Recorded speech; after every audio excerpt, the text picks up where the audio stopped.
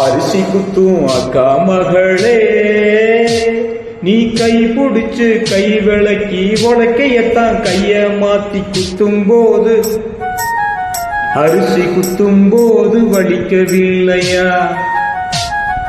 அரிசி குத்தும் அக்கா மகளே, நீ கை பிடிச்சு கை விளக்கி உலக்கையத்தான் கைய மாத்தி குத்தும் போது வலிக்கவில்லையா? அரிசி குத்தும் போது வலிக்கவில்லையா? அரிசி குத்தும் அக்கா